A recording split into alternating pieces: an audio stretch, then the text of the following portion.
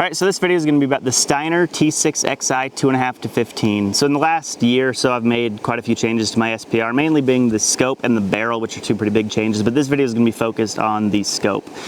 So initially I had a Leupold Mark V 3.6 to 18 on here, and I really liked that scope, but I actually ended up ordering this scope for my 8.6 blackout because I thought the 2.5 to 15 was a pretty solid zoom range for that cartridge, but I put it on this gun just to kind of get a feel for it, and I ended up really liking it, so it's gonna live on this gun for the foreseeable future. So we'll start with the objective and move back. It's a 50mm objective, so you're gonna get a little bit more light than something like a 44. It's only something you really notice at the beginning of the day and the end of the day.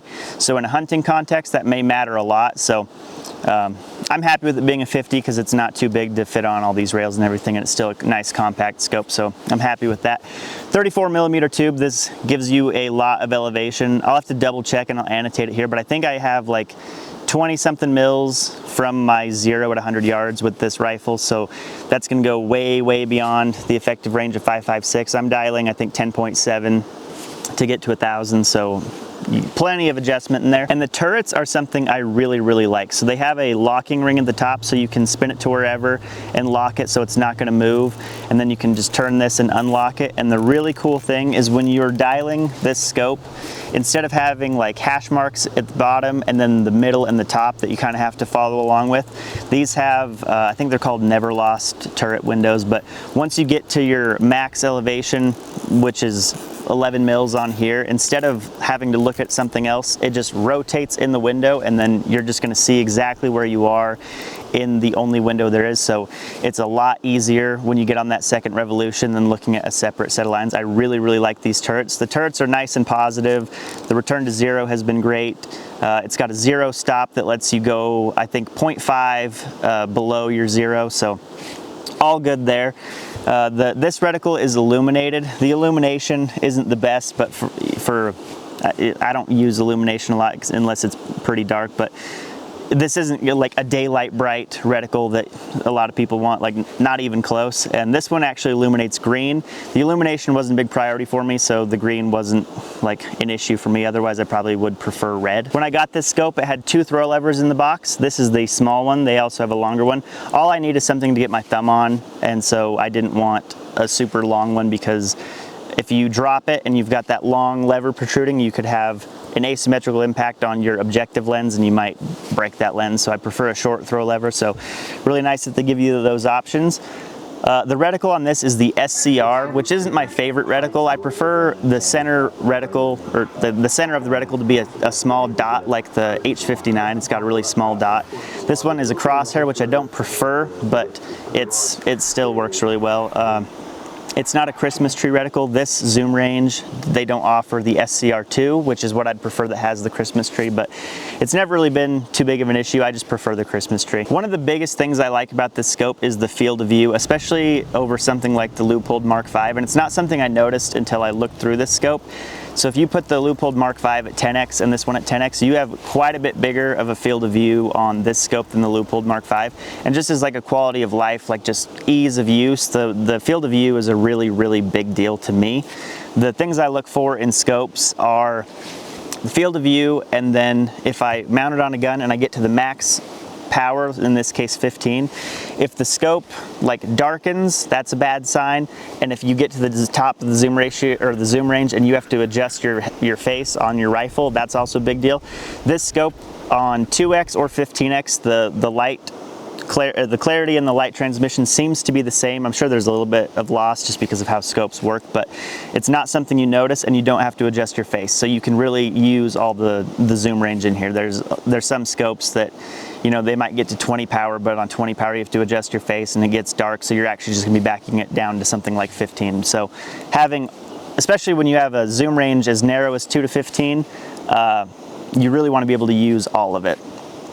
Shooting at distance, shooting at distance, 15x is plenty, even out to 1,000 yards. Like it's just plenty. The time I miss having more magnification is shooting groups at 100 yards. That's really the only time I wish I had more magnification. So this scope has taken quite a few falls. It's been very durable. It hasn't lost 0, which isn't something I can say for like the Mark V. Like, it seems a little bit more delicate, but it's also the Mark V is quite a bit lighter. So this is a pretty heavy scope. If I remember right, it's like 32 ounces. So, you know, on this gun starts off at like 5 pounds, and you add another 2, like it's a noticeable difference. So the trade-off for all the durability and the field of view and like all the things I love about this scope is going to be the weight. So going into the parallax knob, it has distances down to 50 yards all the way out to infinity, and from what I've been able to test at those ranges, the parallax definitely tracks well. There's sometimes scopes you'll put it on 100, but there's still movement at 100 and you have to go to like 150. But this one, when you're looking at 100 yards, you can set that right to 100 and you're going to be parallax free. So the manufacturing quality seems to be really well. So kind of backtracking to the zoom range on this thing, since it has such a low magnification bottom end of being 2.5, it works really, really well with clip-on thermals. At 2.5, it looks really, really nice, and that illuminated reticle kind of helps out to have some contrast against that kind of black and white background. So that's when I use the 2.5 the most, is using clip-on thermals and then scanning around. So having the big field of view, low bottom end magnification helps a ton for scanning and using the clip-on thermal. Even up to 10x, this works really, really well. This has been a super, super, super versatile setup. Unfortunately, I have to give this RH25 back to iRay, so thanks a lot, Matt. But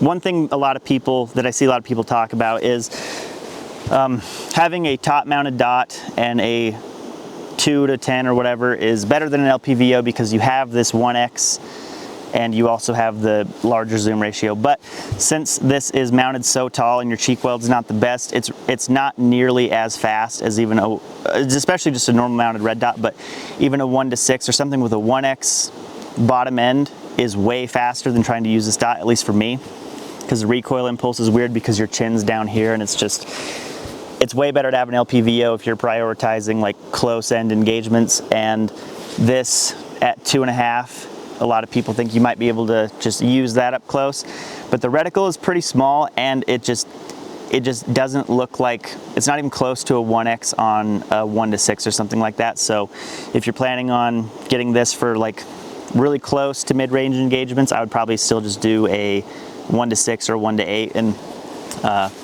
but if you're prioritizing mid to long range engagements, that's where this kind of comes in handy. This red dot is more for like putting it on something that I want to look at and then dropping into the scope. And then the very rare times I use this with night vision, it's just not the best for passive, or it's pretty good for passive aiming, but it's not going to replace 1x on an LPVO or just a normal mounted red dot. So keep that in mind. This is definitely still suited for mid to long range engagements. So I have this mounted in a Reptilia AUS 34mm. I think it's a 154 height mount, which is kind of what I prefer.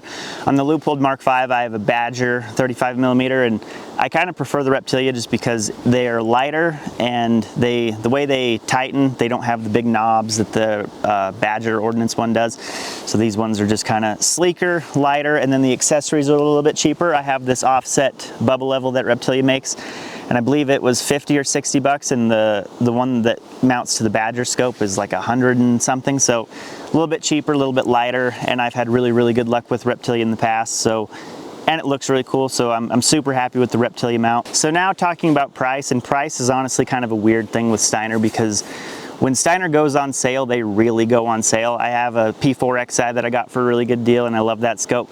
MSRP on these, I believe, is $2,200. Is it worth $2,200? I'd have a hard time paying $2,200 for any scope, but like I said, when these go on sale, they really go on sale, because on Euro Optic, I got this for $1,400. And is this worth $1,400? Absolutely, because the Leupold Mark V, I believe, is $1,800, and I think this is a better scope than the Mark V. So to close it out, I'll give my final thoughts as well as a few clarifications. So I want to talk about the field of view real quick again, because I have some more precise numbers and then another thing to consider. So when you've got the T6XI max power, which is 15, you can see the bottom of the reticle, you can see a little past the 14 mil hash mark, where the Mark V on 15 power, you can see just a hair over the 12. So the field of view is, you know, that much bigger. So the other thing is the bezel on the Mark V is quite a bit thicker. So if you've ever looked through a PLXC or Vortex Razor 1 to 6 and you put it on 1 power, there's hardly any black bezel. It's just like just a bezel-less image. And the T6XI has quite a bit of a thinner bezel than the Mark V. So you've got a narrower field of view on the Mark V plus a thicker bezel, so it looks even worse.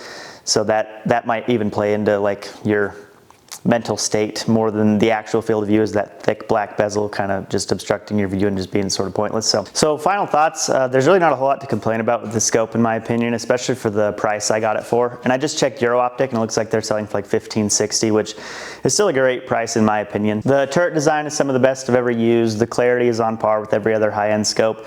Tracking and repeatability and durability seems to be on par with every other high-end scope, but I haven't had any issues there. The only real issues I have is the weight is a little bit stout for what it is, and the reticle design. The reticle designs, I wish they had the SCR2 in the 2.5 to 15s. They have them in the 3 to 18s, but the 3 to 18s are quite a bit bigger and quite a bit heavier and just not really what I'm after. So reticle design and weight is about the only complaints I have. I think this is perfect for an SPR and it would work well on a bolt gun. My old boss actually has one on his 28 nozzler, the same exact scope on a 28 nozzler. And just a few weeks ago he shot a deer at 1,100 yards. So clearly it's capable for more tasks than just the SPR, but I think that's really where it shines. So thanks for watching.